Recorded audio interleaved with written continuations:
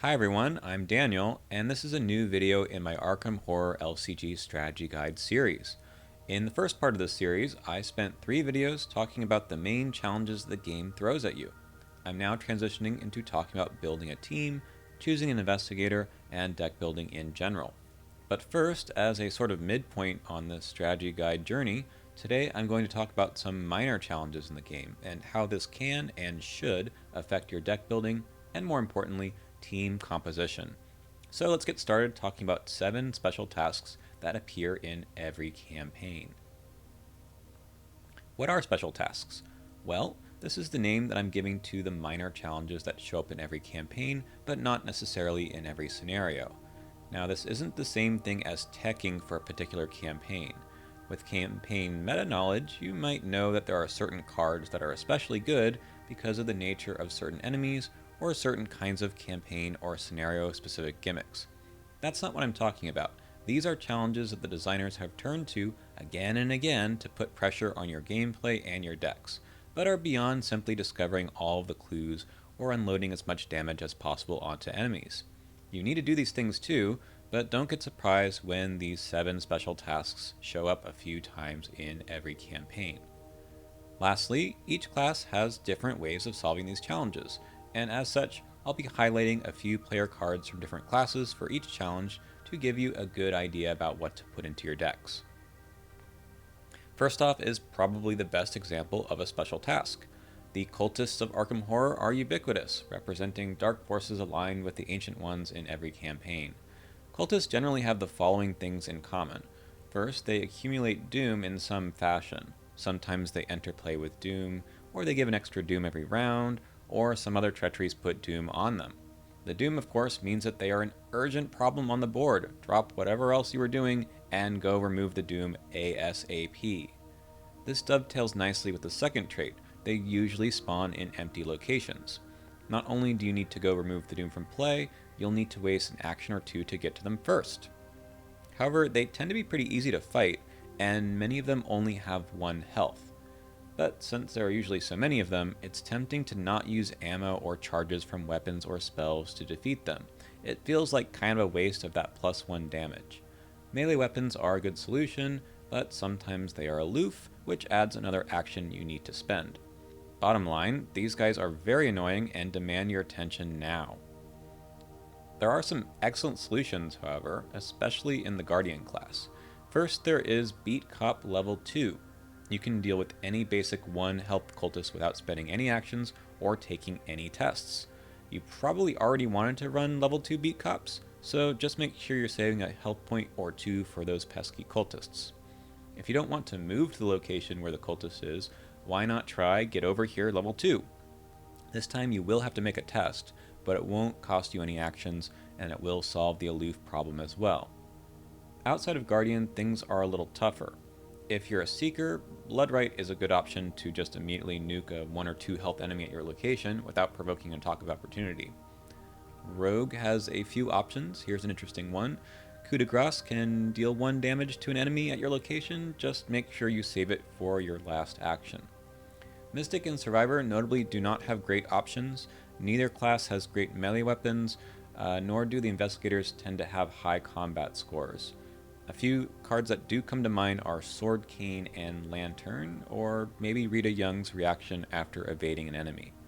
And of course, any investigator can just take a combat test and try to kill off a cultist the conventional way. Speaking of, another thing to think about while deck building is dealing with 3 health enemies. As I mentioned before, most weapons or combat spells deal 2 damage at a time, and you don't really want to waste ammo or a charge to deal an odd point of damage. So the cards here are great solutions for 3 health enemies too. The cultists are great examples of small enemies, but now let's talk about large ones. Every campaign has a large boss that probably can't be taken out in 1 round. We're talking about 8 to 15 health or more depending on your player count. They're not just in the finale, they very well could be in the first scenario when your damage output is not that high. So you'll need a few tricks up your sleeve to not just die from its attack. There's basically 3 tactics. Evade the enemy so you don't get hit in the enemy phase or from retaliate attacks, attack or damage cancellation, or an extra amount of soak. Let's look at a few examples. First up is dodge. I don't think it gets run very much anymore because you usually plan on not getting attacked, but it's hard to avoid that in boss fights. Another way to evade if you don't have high agility is to run any of the cards that do an automatic evade on success. Stunning Blow is a nice card that does this. Cheap Shot is essentially the rogue version. And finally, Ineffable Truth is kind of the reverse. If you evade the enemy, you'll deal 1 damage. There are many, many more cards that allow you to survive a boss battle, but you get the gist. Number 3 is what I call locked doors. There's the locked door itself, of course, but I'm referring to any location or treachery that punishes or forbids the investigation action. You can try to break down the door or pick the locks, but if you're not good at combat or agility, you might want to try another tactic, like discovering clues without making an investigation skill test. Let's look at a few of the common ones. In Mystic, there's Drawn to the Flame, and in Guardian, there is Scene of the Crime. You'll notice that both of these can get 2 clues at once, which might just clear off a whole location in a lower player count. Seeker can get a free clue with working a hunch, but it's just 1. Rogue can get 1 or 2, depending on how much money they want to spend. Speaking of treacheries, there's basically 2 types. Ones that have a revelation effect and then discards themselves after you draw it, and then the sticky treacheries, those that attach themselves to a location, the act or agenda, or go into your threat area and do something bad. They're much harder to ignore than the locked doors, although those count as sticky treacheries too. Most of them have some way to remove them, like taking a tough willpower test, but thankfully anyone on the table could do that. Some of them do go away by themselves at the end of a round, so you could just ignore them for the round, but that's not always a good idea. So it's not a bad idea to pack something like Alter Fate, which just lets you remove that treachery from play, and it's fast. There's another card that's somewhat similar. Orphic Theory lets you blank a treachery until the end of the round, but Orphic Theory can't cause it to leave play. It's a nice fix for Deep Dark, because Deep Dark will leave play at the end of the round anyways. Next up is difficult tests. Unless you have a well-rounded team, you will sometimes run into tests that you're just not going to be good at, or a skill test of difficulty 5 or higher. This could be a scenario test, where you need to pass some test in order to advance the game state. It's never a bad idea to have a few skill cards with a lot of wild icons in your deck just in case. Now, if this test is on a Mythos test, you might just accept the consequences of failing and profit a bit with Take Heart.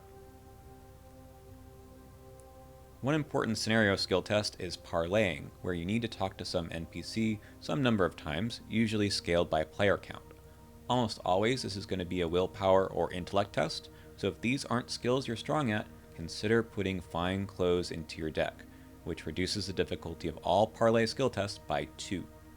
This tends to happen just in the first 2 to 3 scenarios of a campaign, so feel free to dump the Fine Clothes after that. It's also a good choice for Adaptable, a rogue card that lets you swap 2 level 0 cards in and out of your deck without charging you any extra XP. Lastly, be on the lookout for treacheries that deal you damage and or horror. They are in every scenario, meant to put pressure on your health and sanity, even if you never deal with enemies. Usually they come in the form of willpower or agility treacheries for horror and damage respectively. And they generally have 2 flavors. Take 1 point of damage or horror for each point you fail by. Or just if you fail at all, take 2 horror or 2 damage total. In either event, you should pretty much expect to take your damage or horror in chunks of 2. The 3 ways to deal with this is just soak or tank the damage, heal the damage, or cancel or ignore the damage, or of course the treachery itself. And lastly, you could just try to pass the test, but most investigators won't be good at both willpower and agility. Here's a couple of cards that can help. Remember, you're most likely going to take 2 at a time, so I've Had Worse will cancel all of that and give you 2 resources back for your trouble.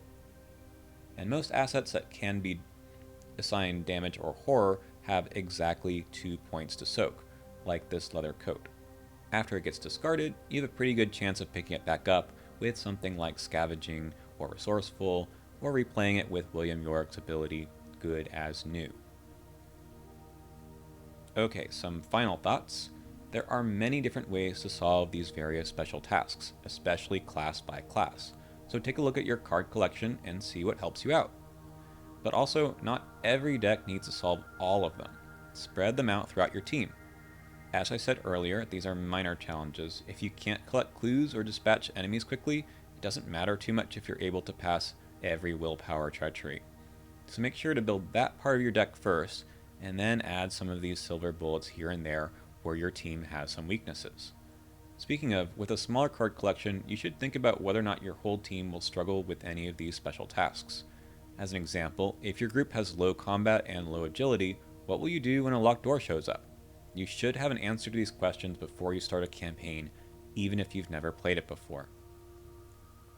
So that's the end of this strategy guide. I'm still working on my next series, which, as I said, will focus on choosing investigators, building a competent team, and some deck building. Hope this has been a reasonable stopgap, but in the meantime, feel free to check out some of my other Arkham Horror videos here on the channel. Of course, I will see you in the next one.